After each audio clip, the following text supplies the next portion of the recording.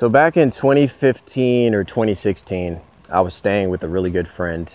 And we weren't in a relationship or anything like that. It was, she was just actually just kind of helping me out.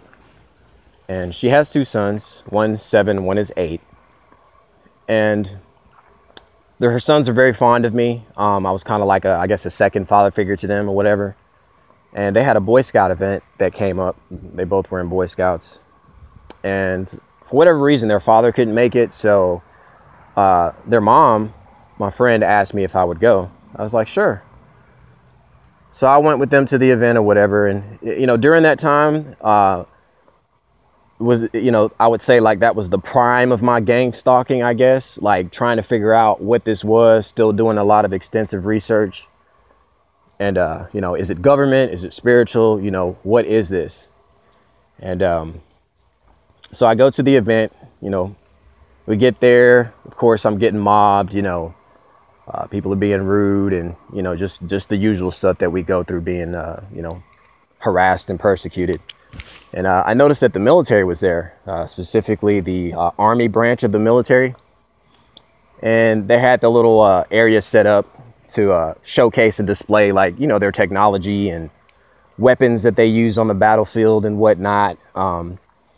So it was kind of set up like an amusement park type thing. They had like different activities going on and all that kind of stuff.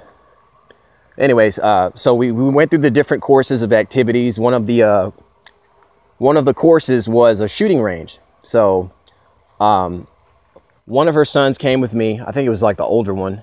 And the younger one went with his mom. So I helped him out on the shooting range, holding the gun, showing him how to use it and whatnot. And I'll never forget this. When the event was done, everyone had to leave out the same way they came in. It was like a one-way in, one-way out type situation. And in order to leave out, everyone had to get in the single file line. So I remember walking towards the line, trying to merge in. And I swear it was like something came over everyone in that arena, the children and adults. It was like this force, and I felt it, and it controlled them. Like I was the only one aware of what was happening. They wouldn't let me merge into the line. Like no matter what area or spot I tried to get into, they would always tighten up as soon as I would approach. So I was like, okay, I guess I'll just wait till, I'll be the last person, no big deal. And so I'm at the back of the line or whatever. As I'm approaching the exit, there's this guy standing there. He's, I guess, basically waiting to lock it up. And I'll never forget this guy. It was a Caucasian guy. He had on a baseball hat. And he had on these sunshades. I mean, I'd never seen sunshades that dark. And I just got this eerie feeling as I approached him. And right when I got up to him, man, the air got real thick. It was hard for me to breathe. It was just very strange.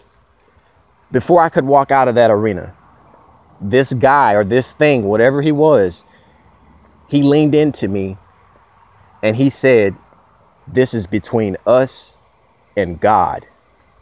He said it just like that. And it kind of like stunned me. I mean, it was random. I wasn't expecting it. And I just kind of stood there, froze. And after he had said it, he walked off. And I didn't think to myself to like ask him what he meant or anything like that. It was almost as if I wasn't even allowed to ask, like I was just stuck in place. So the reason why I'm telling you guys this story is because I want your opinion on what you think that this guy could have meant.